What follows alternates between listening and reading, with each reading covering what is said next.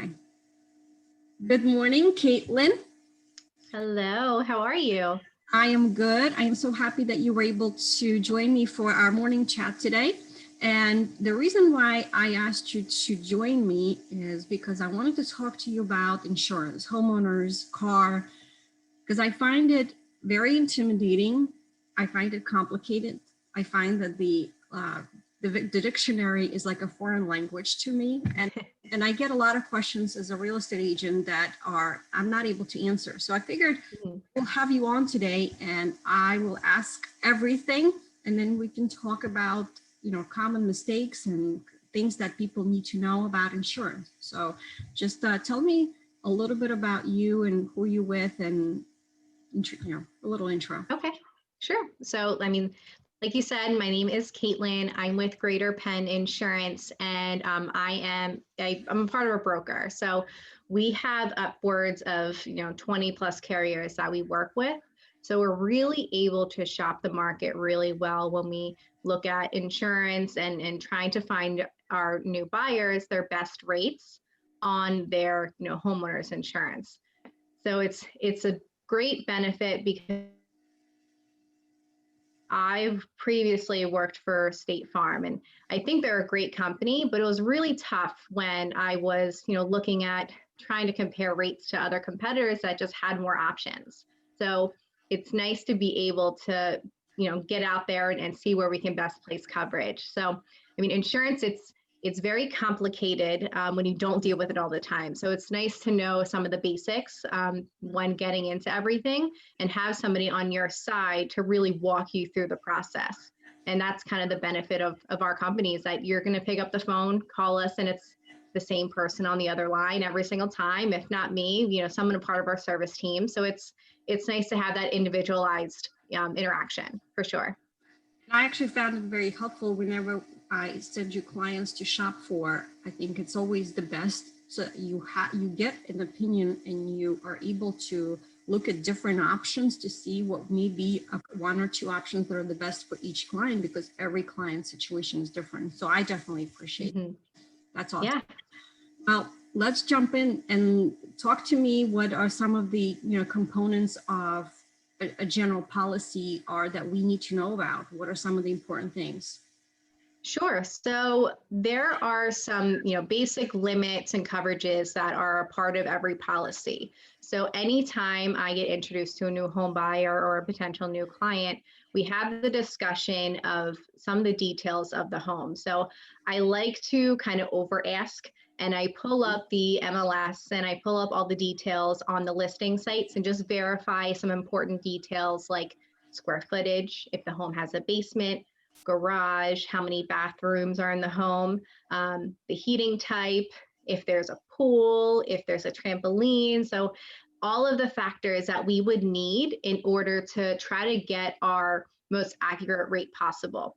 Once I obtain that information, I put it into, it's called an ERC, or estimated replacement cost calculator. So inputting all that information is going to give us our most accurate number for replacement. Once that's generated, that's going to be the basis for our dwelling coverage, or the dwelling coverage is also known as the structure itself. So the bones of the home. And the replacement cost, from what I understand, right, means that if the house was to completely burn down to the ground, this is how much it would cost to rebuild it from bottom up, correct? Is that Absolutely, yes. Okay. So a lot of times we want to try to get it pretty close to what that loan value would be of the home if you're taking a mortgage out. So there are some factors within insurance where we can add on some additional coverage if we're not quite at that point that we need to be. So one, it's going to give you more peace of mind. And then two, it's going to make those banks happy, so they know that they're covered and everything is 100% as it should be. Probably one of my favorite endorsements to add on to that coverage is the guaranteed replacement cost coverage. So this is the equivalent to a blank check to rebuild your home. So if there's a fire and your home burns down, you would be able to rebuild it without worrying that you're not going to have enough coverage, because the rebuild values change all the time. So we never know if, we're set up for success unless we have that additional coverage on there. So it's really important to have. Not every company is going to provide it, but the ones that do not, I like to maximize that additional coverage to make sure that all of my clients are set up for success and we're meeting the requirements we need to along the way. Okay, So, when you say endorsement, is that additional coverage? Is that what that means? Okay. yes. So we start with the replacement value, and then we're able to add on the additional coverage after that, once we generate that number. That's what the endorsements are, right? They're for different things, and that just means basically additional coverage to the basic thing, right? The basic. Yes. Gotcha. Yep. Okay. You got it. All right. So when we have the dwelling coverage in place, and then the next thing you want to think about is your personal belongings. So when you take the home, you flip it upside down. Anything that falls out of it, that's all lumped into your replacement of your belongings. So I always include 100% replacement costs on the policy. This is not standard across home insurance. A lot of times the home insurance policies will give you a depreciated value on your personal belongings.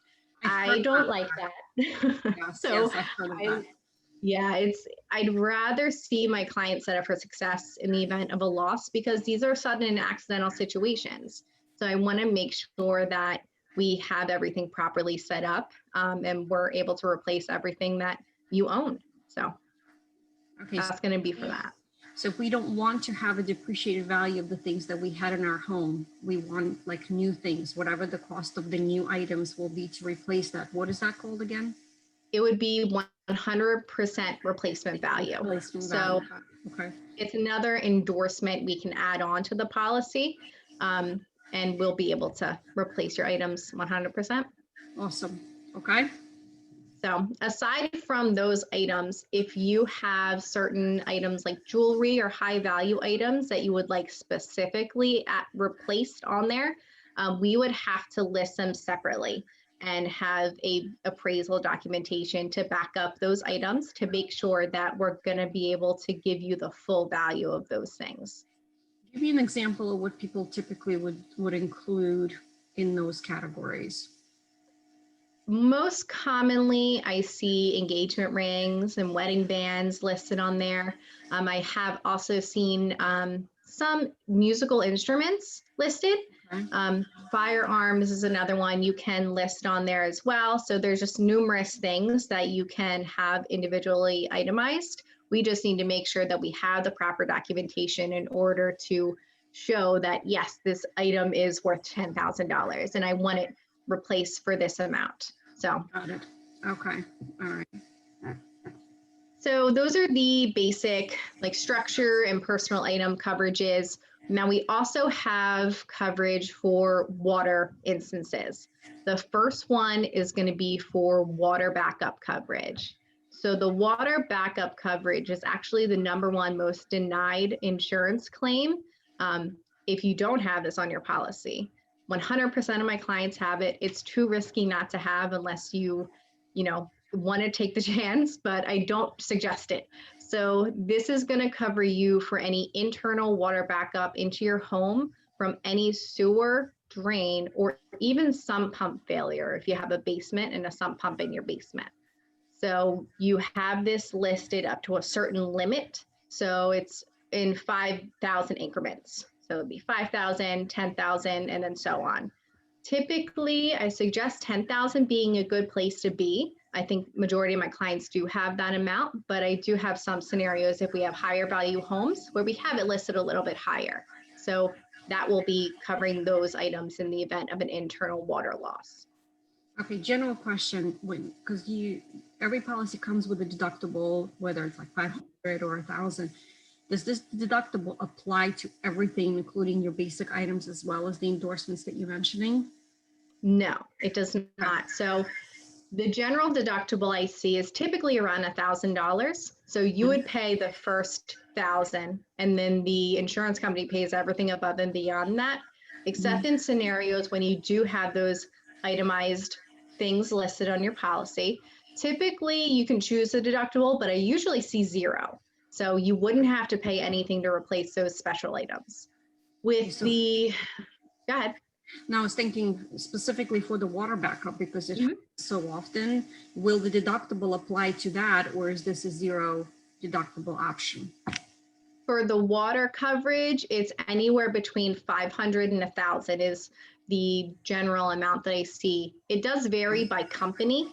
So it depends on company, the age of the home. Sometimes with older homes that are over 1900 in age, we would need to have that a little bit higher because it's a little bit more common. So around 2,500 would be the highest I've seen that deductible. Got it. Okay, good to know. The second water coverage is going to be the buried sewer line coverage. So this is going to cover you for any of the underground sewer and service lines that go from your home to the public sewer and service lines. So anything that's buried underground, we would be able to either repair or replace up to a certain deductible limit. And I'll give you a little story on this. So my neighbor, he had to get this done. So we had to have his whole front yard dug up. The sidewalk was dug up. The entire pipe was replaced. And he did not have this on his insurance policy. So he had to pay about $8,500 out of pocket because he did not have that on there. In any other situation, you would only be subject to your $1,000 deductible or whatever the policy deductible is for that type of coverage. So it's nice for that peace of mind. Typically, I see the maximum coverage for that sewer line coverage to be at around 10,000. So it's important for the Bucks County area, definitely, because the homes are just like, they're older. So we want to make sure that this situation is going to be covered eventually, because it's not an if situation, it's really a when situation. So Okay, it's, so let me give you an example then, because I am on a slab, right? Which means that I have no crawl space to get in under. I have no basement. So I know that I have pipes that run under probably my slab. So will this second coverage that you're mentioning, the sewer line, the underground line, will cover me not only from where my house ends to the street, right, to where the main sewer line is, but what if we need to dig up stuff in my floor, right, in my slab? Is that covered under the same endorsement that you just mentioned? it will be covered under that. It may be an extension of that endorsement onto your dwelling coverage, because we're going to kind of pull some more coverage to replace either, the ground that we need to jackhammer to get underneath the home, or whatever the situation may be. We may need to go above and beyond what that sewer coverage would be, but the sewer coverage is going to be a good start. So at least you're going to have the foundation of getting the situation handled with that, but then we may need to look at using the additional coverages on our policy in order to have the rest of it covered. Okay, got it. So give me an idea, if I definitely want to get the additional buried underground sewer lines coverage on a house that's 300,000. What is that typically, just as a general idea in terms of the cost for the policy for the year? Do you have like a general number? I do. So it's actually very inexpensive. We're only looking at around $35 to $65 for the entire year. So it's a very inexpensive policy to add on there. And plus you're going to have that peace of mind that you want to have for owning your new home. So it's a no-brainer. Absolutely. Awesome. All right. Sewer lines covered. All right. Where are we heading to next? Let's see. All right. So, the next sort of coverage that we definitely want to focus on for your home policy is going to be your liability coverage and medical payments. So I like to use a scenario if somebody is on your property, and let's say your steps are icy from the winter, and they slip and fall and they break their arm. You have at least $5,000 in medical payments to help assist them with going to the emergency room or whatever the situation may be. You have that up to that value of between $5,000 and $10,000. Anything above and beyond that, if they decide that, you're liable and they want to make sure that you pay for whatever their coverage is, that you could potentially be sued and they could go after your liability.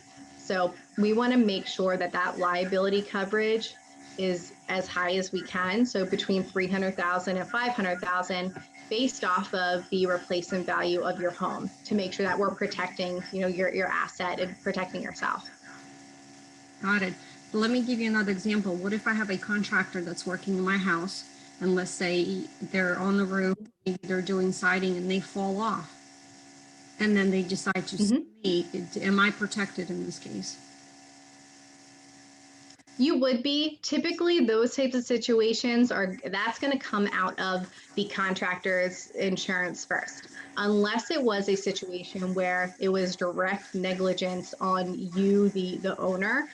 Then you would need to use your coverage for that type of scenario. But if the contractor is working and he does get injured, the only way he should come after you is if this is a direct cause of you not, let's say, you not having the pathway clear of him trying to get up to the roof or the ladder to get onto the roof. So it is more of a case by case scenario, but it depends on what the situation may be. But you would have the coverage to protect yourself if in turn they decided to come after you for any reason. Well, if the scenario is where it's a handyman, right, and it might be somebody who knows what they're doing, but they don't necessarily have their own insurance, am I going to be covered and protected because I use someone who doesn't have insurance? Yes, you would, because we have that. They'll start with the medical payments, right? So if they get injured, we'll be able to provide them upwards of the medical payments. And then if they feel like they need more, then at that point, you would have your liability protect you in the event that they try to get more money. Got it. Okay. So that'll all be covered under the policy for sure. Okay. So all of those are pretty much the basic coverages that I would provide on any homeowner's policy to my clients. So I would want to make sure that everything that we went over was definitely listed on there. There are a number of other coverages that you can add on there, like identity theft coverage, equipment breakdown coverage, some simple coverages on there that you can add on, but they're not necessarily offered right off the bat. So, but there's a ton of different options that we have on a homeowner's policy to make sure that, you have that additional coverage in the event that you need to use it. All right, so now let's talk about my tree falls on the neighbor's yard, and then neighbor's tree falls on my yard, right? We're heading into that season. So what's the rule there? So let's say the neighbor's tree falls on your property and it damages your fence. So typically, if wherever the tree has fallen from, that's where the liability lies. So we would want to make sure that, we would go up to the neighbor, ask them to, hey, your tree fell, I have damage to my fence. Can we please get this taken care of? Have them take care of it since it is on their property. Same thing, vice versa. So if your tree falls and crushes their shed, you have coverage for the tree removal on your policy. And then secondly, for damage to others in other structures. So you would have that coverage on there to repair, their shed that was damaged or whatever the situation may be. So wherever that individual tree is and wherever it falls, the person whose property it's on needs to be, taken responsibility for that situation. Okay, because I've heard people talking about different scenarios. They felt like, from the property line, if the tree falls and now it's in the neighbor's yard, I'm not responsible. So even though it's my tree, so whatever the damage my tree does to next door, maybe it's even, damages above ground pool, whatever it is, my insurance company has to cover that, correct? Because it's my tree that fell. It's always going to come back to the original owner of whatever that tree is. So I mean, if the tree is falling leaves, we're going to make sure that we're going to clean up the leaves that are in our yard because it's coming from our tree. So it's the same situation, but we just need to make sure that we're maintaining it if it's, going in other people's yards and falling down with tree branches and such. I had a scenario recently where I had an insured have a tree fall on their shed and I believe a few other items within their yard, but it was on the property of the township.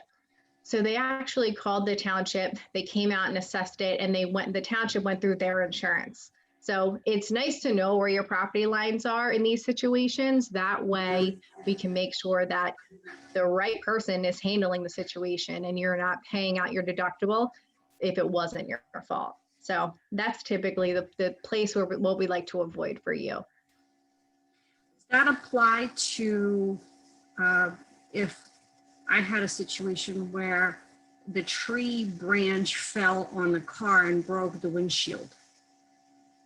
Is that something that the homeowner's policy will cover the repair? Because it's not the stuff that's on the ground, it's actually vehicle now. Does that apply to or no? Right. So that is going to be, that's kind of a gray area. If it's your tree and let's say it's on your property and it falls on your car, you would have to go through your auto insurance in order to get that situation handled. Typically, those are comprehensive claims with auto insurance because they're acts of God and these things happen. So it's not like you're going to get penalized for having to put this type of claim in, but we just want to make sure that we're listing it under the right policy. Now, if it's a situation where your tree is damaging the neighbor's vehicle, again, it would come from you since you're the person responsible. Got it. Okay, that's good to know. All right, what else? I think let's talk about a family has some more of the breeds, the dog breeds. I know there's probably some limitations there. So share with me, what are the general rules of thumb for that? Sure. So we have a ton of carriers that accept all dog breeds. So we do have a handful of them out there that are going to be contenders no matter what. But on the back end of that, there is a restricted dog list that is pretty standard across the board with most insurance companies. So those are going to be your typical like pit bull breeds, any German shepherds, let's see, like any of those bigger muscular dogs that you would typically, see as like almost an intimidating breed. They're put on a list of, essentially dogs to avoid. Now, there are certain scenarios where even if you have a smaller dog that's not on the list, I'll always ask if there is any sort of bite history, because that's what the insurance companies are worried about. They don't want to have a dog in the home that is susceptible to biting other individuals. So you can even be out walking your dog off your property and it bites somebody else. This is still going to come back on you on your homeowner's insurance. Even though you weren't on your property. So want to make sure that we have all the dogs that are in the household listed properly so we know where to best place you. So in order to kind of back up what we say, the insurance companies send out inspectors. So anytime we have a policy that we say, yes, we're going to go forward with it and bind it, on the back end of that, they will send out somebody to do an external inspection. And if they go out there just to make sure that the square footage is correct and that everything we have listed on the policy is accurate. So if they go out there and we don't have a dog listed and they hear a dog barking, they're going to come back to us and say, Mrs. Jones we heard a dog in our yard. Can you find out what kind of dog is it? So one way or another, the insurance companies do find out. So it's really important to be truthful whenever we go through all the questions and just to make sure that everything's proper. All right, so let's talk about, we are now in the backyard. So talk to me about what I hear about trampolines. Let's talk about in-ground pools, above-ground pools. What do we need to know? Make sure that those are protected. For the pools, you said? Mm-hmm. Pools and trampolines. Okay. So there's a couple of details that we need to know when it comes to making sure we have the proper coverage for pools. We need to know if you have an above ground pool, an in-ground pool, and then if you have the pool fenced. That's another really important factor that we need to know. A lot of companies will not insure a home if the pool is not fenced, even within the yard, or you can have a fence or physically around the pool. Okay. So that's really important to notate if you plan on installing a pool in the future. So making sure that you're going to have that fence along with it as well, with a latch gate. Okay. So there's also with the in-ground pools, they want to know if there is a diving board or a slide. We have a good number of carriers that just don't like those situations at all because they come with a higher risk and it's a higher liability when you have either guests coming over and they may, slip and fall on the wet slide or diving board and hurt themselves. So we want to make sure that we list those things properly. There are a handful of companies that will insure those types of scenarios. So it's always important to know what that is ahead of time. So for those types of situations. Awesome. Tell me about trampolines. Is that really true that you need additional coverage, or some actually insurance coverages won't even cover trampoline? Like, what's the big deal? So you don't need additional coverage per se. It's just about the same thing with the dogs and the pools. We just need to know. We need to know if there is a trampoline on the property. And also the important part, same with the swimming pool, the yard has to be fenced. We need to make sure that there's no way that a stranger can come, be walking by the house, see the trampoline, and then go just start jumping on it because they could come back and try to sue you. We don't know. So we got to make sure that everything is disclosed. So no additional coverage needed, but we do need to make sure it's listed on the policy. Got it. The one thing that I wanted to also ask you is that's particular to some of the areas where I work with are in-ground oil tanks. Some of those are still around. Some of them may be original. Some of them may be replaced and they were just put back in the ground back in the days because that's what was in the area. And things do happen, right? Those tanks do leak. And then we have issues with contamination and soil. Is there any way to have some kind of endorsement to protect against that? What do we have for oil tanks, if anything? So part of when I talk about the different details of the home, the heating type is definitely one of the important pieces that I go over. So when we talk about different oil tanks, it's either going to be in the basement, underground, which is inside, which all of the companies will accept and they like, and that's the good one we like to hear. And then the other one is above ground oil tanks. Above ground oil tanks are accepted by majority of the companies, not all of them. I guess some companies just would rather it be secured somewhere else, so it can't be tampered with at all. And then the last one is the underground oil tank. So there are a lower percentage of companies that will accept that type of risk, but there are companies that will. So I know that a lot of the reason is because it can cause environmental damage, because we don't know a lot of times when there is a leak and it's going into the soil and can cause some really bad environmental factors. So a lot of companies are kind of shying away from having that type of coverage on the policy for underground oil tanks. They are still covered situations, but it's coming fewer and far between as the years go on. Okay, so are you saying that there are companies that will insure underground oil tank, and if there is a spill when the tank has to be pulled out, is that covered under homeowners policies endorsement, or is this something that's going to be on the homeowner to pay out of pocket? So it will be covered for a repair or replacement if it is a sudden and accidental situation. If this is something that is going to be more of a wear and tear type scenario, then that may fall back on the homeowner to having kept up along the years.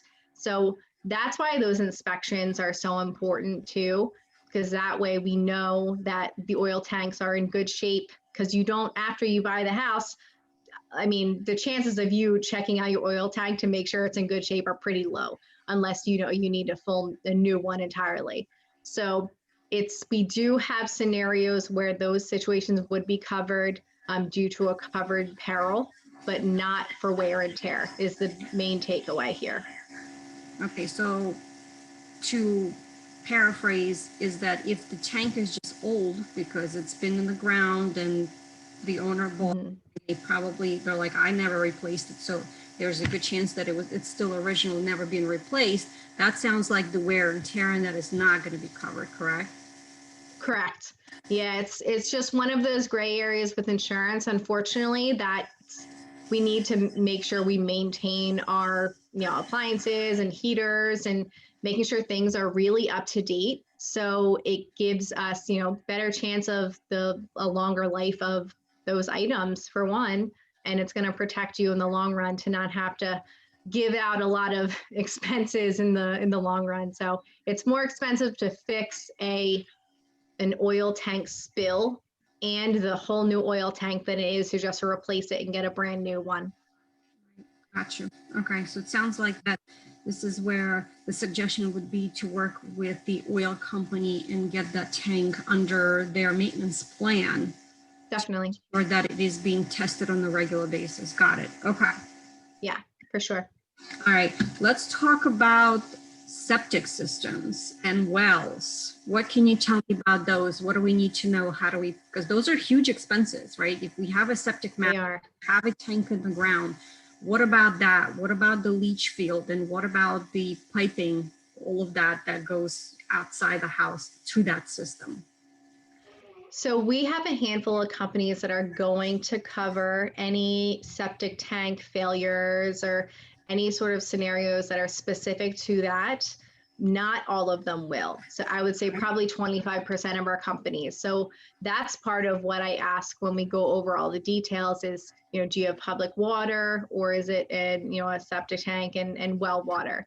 And if I already know off the bat that it's going to be a septic situation, I want to make sure we're placing them with companies that are going to cover those types of losses because there's very few of them. So if we have the option to, give you that coverage for maybe $200 more than your typical insurance policy, I'd rather see you fully covered. Now, a lot of times with these types of situations, we like to also know, and it seems very strange, like it wouldn't correlate with each other, but if the fire stations are close by. So they want to make sure that if you have a fire, that we have the water from your well, and then we have a responding fire station that is going to be able to get there in a good amount of time in order to have enough water that they'll bring with them to put those fires out. So it's nice to know which stations are closest. That way we can list them on the policy and ensure the companies that, yes, we have a well, but we do have fire station X, Y, and Z within 3 miles of the home. Yes, I actually recognize that because they will ask, where's your closest fire station? Yeah. Like, and also they ask where the fire hydrant is, right? Like how close you Right. want on, and you feel really special when you can actually see it like right down the road. Yep, exactly. It's just one of those silly little things that you don't think about because if you don't have to worry about it, it's on an out of sight, out of mind situation. So, but the insurance companies they catch it. So we got to Gotcha. make sure you know. So tell me, how often do we need to look at our policies? Because, costs change, right? Cost of living changes. When is it important to review the policies? Talk to me about that.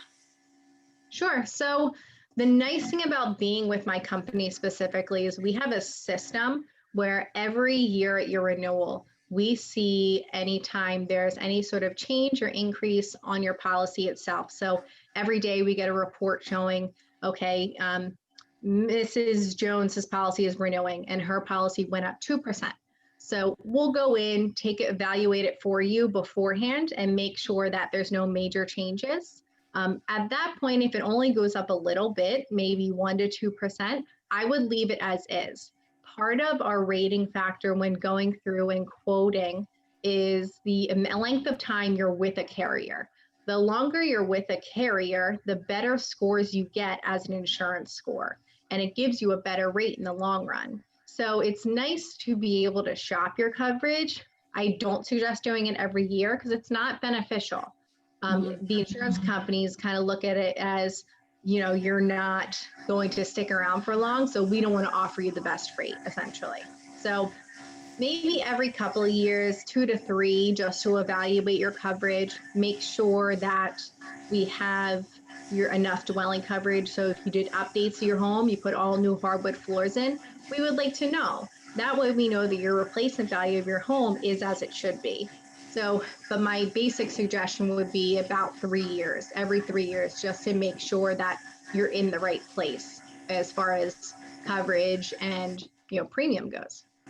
And you just brought up a really good point, because what I always tell my clients is that if they're doing major renovations to the home, let's say they're finishing a basement, or if they're putting on new roof or new siding, they absolutely need to notify the insurance carrier, right? And it could be to make sure that they update their records, but it could also decrease their policy. Am I correct in that? Yes, we like to know any sort of updates, even the major things like heating, electrical, plumbing, roofing is huge. That way we can make sure we're giving you the credit on your policy for having those brand new items, and that potentially could make your premium decrease in the long run. Awesome. Cool. All right. So what else did I need to ask you, or what else do you want me to know about insurance that maybe I haven't asked because I just don't know? So I think one of the major things is about flood insurance. So flood insurance in general, or flood coverage, is not standard on a homeowner's policy. A lot of times when you're purchasing a new home, you're going to know right off the bat if you're in a flood zone because it's going to be disclosed. So if you're in a flood zone, you would have to get a separate policy in order to cover any sort of catastrophic or water coming outside into the home to give you the proper coverage. We're not going to provide that just standard on a typical homeowner's policy because it's considered a catastrophic risk. Gotcha. Yes, that's important. And I know that it is not inexpensive either. No, it's unfortunately not. I mean, the benefit is, again, with us being a broker, we have the option to shop it, but we can't always place our customers with the cheaper carriers because it's more based off of what the mortgage companies are going to, accept. So we need to make sure that we're lining everything up as necessary, but also so that the mortgage companies are going to, want to have that type of coverage and policy in place. So we just have to make everybody happy. And unfortunately, that sometimes means a little bit higher of a premium in the flood coverage. So yeah, I always suggest to clients that it's not best to have the cheapest insurance policy. It's always, you want to make sure that you truly are protected, and then the insurance company is going to watch your back when tragedy does happen, that you are protected and you have the full coverage that you need for everything that you have in your home and your valuables and things like that. So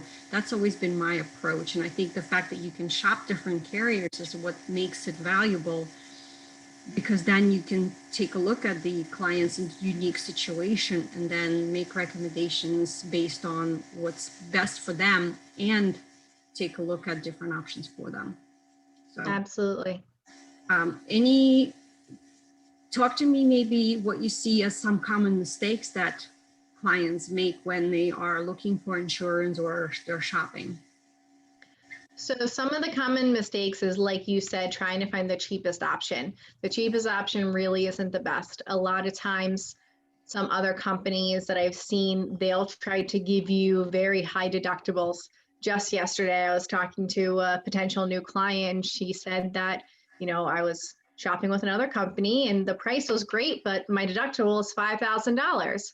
And that seemed astronomical to me. I wouldn't ever want to have a client in a situation, or even myself, and have to be out $5,000 just for a claim that is a sudden and accidental situation that you don't expect to happen.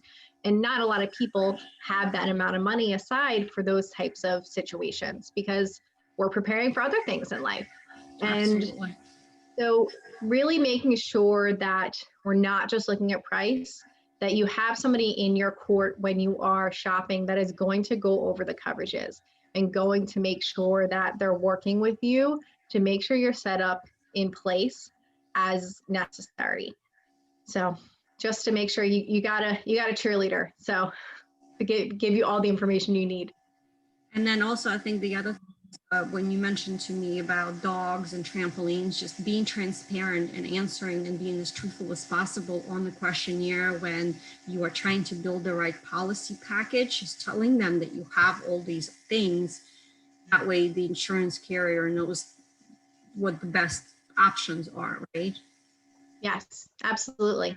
Definitely want to be transparent and just as honest as possible because we do wind up finding out one way or another.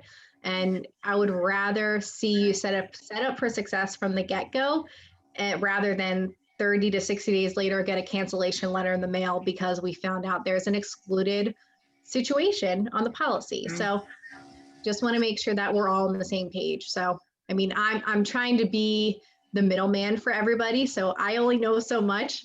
I mean, you guys are the experts. You guys, the new home buyers and the everybody that's going to be taking participation within getting the policy together, you know what is what. So as long as we're all on the same page, we can, make it work for sure. Gotcha. Anything else that you can think of that besides flood insurance that you already mentioned, anything else that you think that I need to know or that maybe I should have asked you, but I didn't? So I think the last thing I probably have is that not all home insurance is created equal. So like we had discussed with, the premium being, coming from the structure of the home, your neighbor is not going to have the same exact premium as you, even though they have the same square footage and home layout. So a lot of these rates are just pulled from insurance scores and your previous insurance experience and even previous claims. If you had a claim on your home 5 years ago, it's going to follow you for another couple of years. So just making sure that you understand that there's a lot of factors that go into the rate. And I mean, us as insurance agents, we do everything we can in order to get the rate down. But we just need to make sure that we have all the right information to get you in the right place. Awesome. Yeah, we can't look at the neighbors and say, well, their insurance is $200 less than mine because there's right that go into it. Awesome. Okay. Well, these are all the questions that I've had. I wanted to thank you so much because to me, it's such a gray world, and you coming on and explaining some of these things is definitely super helpful. So I very much appreciate you and everything that you do for our clients. So keep up the good work. And absolutely. Thank you for joining me for our morning chat. And maybe we'll do another one of these because if I think of some more questions, I'm sure, Caitlin, I need your help. Exactly. They come up all the time. So that's what I'm here for. Yeah, different scenarios come up all the time. Me being 12 years in the business, there's always something there for sure. So again, absolutely. I appreciate it. And then I will link your information for everyone. If they want to check, right, then they can reach out to you and have you review their current policy, right? So that way to take a look and see, make sure that the coverage is there in case if there's any questions. Yeah, absolutely. I'd love to do that. I appreciate it. All right, awesome. Well, thank you so much. And until next time, you have a great day. No problem. Bye-bye. Bye.